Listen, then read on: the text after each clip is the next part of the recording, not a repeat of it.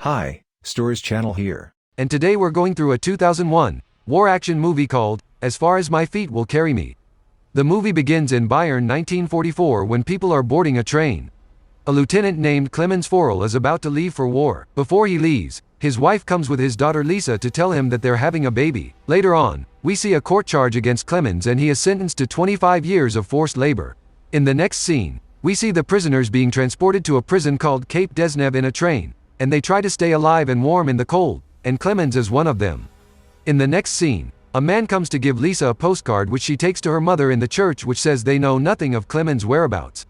Lisa prays her father comes back home. On the train, the men ask a man called Danhorn about the location of Cape Desnev and he tells them it will take ages to get there. Then the train stops and they are commanded to go down, and Clemens goes to pick up firewood and remembers his wife. In the next scene, they all are given food. Later at night, they all worry they'll eliminate them. Clemens comforts a young prisoner, and then looks at his family's picture and sleeps. Moments later, the soldiers come to take them away into the thick cold in Siberia, and some of them are eliminated on the way. Clemens still thinks of his wife. Later on, they arrive at Cape Desnev prison camp in 1946. The major commander speaks to a man named Lieutenant Kamenev about his responsibilities. In the next scene, a doctor named Stoffer demands penicillin for a sick prisoner from a female doctor named Dr. Pachmutova, but she refuses. After that, Lieutenant Kamenev comes to tell Dr. Pachmutova and Stoffer that it's time to examine the prisoners. Outside, while the prisoners are being examined, Lieutenant Kamenev orders the young prisoner to take off his coat and Clemens attempts to give him his clothes, but the lieutenants send them away and eliminate the prisoner. The prisoners are later cleaned up and put to work. On the other side, Clemens' wife goes to the National Committee of Free Germany to ask about Clemens but gets no information. In the next year, the prisoners are seen doing work. 2 years later, in 1949 they were still working. Accidentally, Danhorn gets eliminated while working. Immediately after, Lieutenant Kamenev calls Clemens to fix the generator and he does. After he finishes, he tries to escape but is caught. In the next scene, Clemens is seen locked down and Lieutenant Kamenev comes to speak to him and sets him free. He is taken to his comrades who later beat him up. Dr. Stoffer comes to check on him, and Kamenev orders that he be taken to the sick bay. Up next, Dr. Stoffer notices Clemens is running a fever and hopes it isn't typhoid. Back at home, Lisa thinks of her father and sends him a message in her mind. In the prison, Dr. Stoffer tells Clemens he can help him to escape from the prison. At night, Dr. Pachmutova and Stoffer examine the prisoners. Dr. Pachmutova checks up Clemens who has a fever, and then he orders penicillin and smiles at him. Kamenev notices it and is enraged with jealousy and orders that Clemens is declared fit for work. Dr. Stoffer tells Clemens to come to see him at night. Later on, Clemens goes to see Dr. Stoffer. While they talk, Kamenev comes to knock and Clemens hides. Kamenev comes in, offers Stoffer a drink, then leaves. Stoffer gives Clemens some clothes and supplies. Stoffer tells Clemens the supplies are for his escape, but he won't escape because he has cancer, and requests that Clemens must go to see his wife if he succeeds to escape. Outside, Kamenev tries to make out with Pachmutova but she refuses. Kamenev accuses Pachmutova of flirting with the Germans, referring to Clemens, because Kamenev is Russian.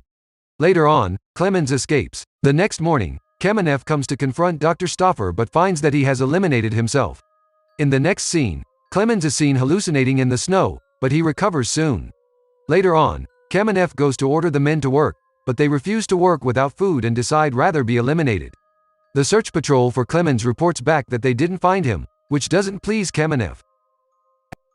After that, the major commander tells Kamenev he has lost control of the camp. In the snow, Clemens runs out of food and prays. He later passes out and then wakes up to find a seal and he chases it but injures his leg in the process, and later eliminates it. He uses the fat from the animal to heal his foot. Later on, he makes his way through the snow with his compass. He later finds a tree that excites him that he is close to civilization. Back in the prison, Kamenev still tries to find Clemens after 2 months of his escape. In the snow, Clemens wakes up from sleep to find 2 armed men named Simeon and Anastas watching him. They tell him that they won't harm him and offer to help him, but he refuses. Later on, a snowstorm begins and a tree falls on Clemens, and Simeon comes to help him. Later in spring, in 1950, Clemens thinks of his daughter, Lisa. In the next scene, we see Lisa in deep thought. Later on, Clemens, Anastas, and Simeon sail on a raft, and Clemens makes a joke for Anastas to sail him home. They reach a waterfall, where Simeon falls off, and Clemens jumps in the water to save him. In the next scene, Anastas reaches a cabin, and Clemens and Simeon come to meet him. Anastas takes the gold out of Simeon's bag. Later on, Simeon eliminates Anastas. After that, Simeon convinces Clemens to follow him. Later on, while traveling, Anastas throws Clemens off a cliff because of his gold. Immediately, Lisa wakes up from a nightmare about her father and her mother comes to comfort her. Later on, Clemens wakes up and is attacked by wolves, but some men named Kolka and Alyoshka come to save him. In the next scene, Kolka's tribesmen perform some healing on Clemens. Clemens later wakes up and Kolka introduces him to Irina, whose grandfather had healed him. Later on, Irina's grandfather takes care of Clemens and then Irina comes to see him and they make out. In the morning, Clemens gets up, which makes Irina happy. At the prison, Kamenev keeps looking for Clemens and makes some investigations. Later on, the state security announces they are looking for a German spy named Clemens and Kolka overhears this. Later at night, Kolka tells Clemens they are looking for him and Clemens decides to leave. In the morning, Kolka sends Clemens away with a dog named Argish and Irina drops him off.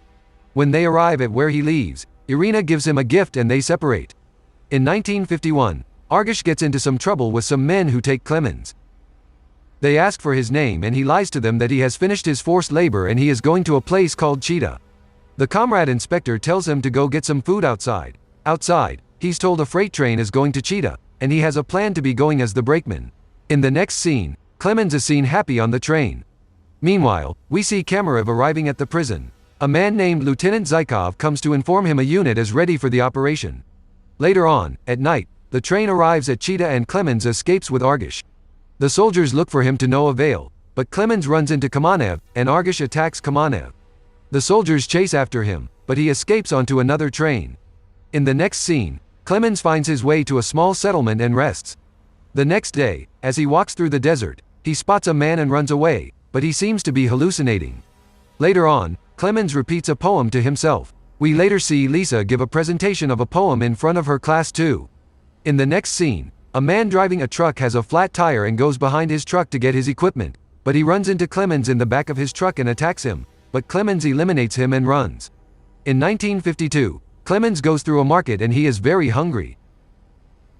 One woman in the market gives him food for free, and a Jewish man notices this. Clemens runs away to eat the food and notices a church. He goes in there and prays for forgiveness. The Jewish man walks in and recognizes that he is German, and offers to help him by taking him to his house.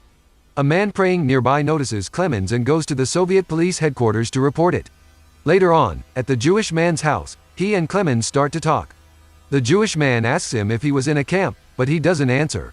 He tells him he needs a passport to cross the borders, and they discuss a choice of name. Clemens asks why he is helping him, even though the Jewish man mentions that the Germans killed his Jewish brothers, but he knows not all the German soldiers knew about it. In the next scene, Kamenev is seen driving across a desert. At night, after Clemens has cleaned himself up, the Jewish man tells him to wait in his house until he returns with his passport. We see Kamenev still driving at night. The Jewish man returns and finds Clemens has gone. He goes to the church and finds him, and Clemens tells him he is only being careful. He gives him his passport and travel permit and tells him to say he's Latvian. Clemens asks him why he is helping him again, but the Jewish man tells him he wants to, and Clemens leaves. Later at night, Kamenev arrives at the Soviet police headquarters. Up next, Kamenev goes to visit the Jewish man to question him about Clemens. Later on, Clemens goes to the travel checkpoint and boards the vehicle. At the Jewish man's house, Kamenev speaks to the Jewish man about his suspicions, and he denies having helped Clemens. Later on, the Jewish man collapses having eliminated himself and tells Kamenev he had helped Clemens. The next morning, on the trip, they meet a soldier who tells them there's been a landslide and Clemens decides to walk to the border. He gets to the border and tells the man there that he has to cross today before his travel permit expires. The soldier tells him he can go across the bridge. Clemens gets to the middle of the bridge and runs into Kamenev again. They both stare at each other, and Kamenev lets him pass, declaring that he has defeated him. In the next scene, in 1952, Clemens is seen in prison and is taken as a Soviet spy. He requests for his uncle named Mr. Bodrexel to come to identify him. Bodrexel asks him a series of questions and identifies him. In the next scene, Clemens is seen going to his house and he sees his wife and children but hides himself. In the final scene, in a church, Lisa spots Clemens and goes to hug him, and so does his wife. Thanks for watching, guys.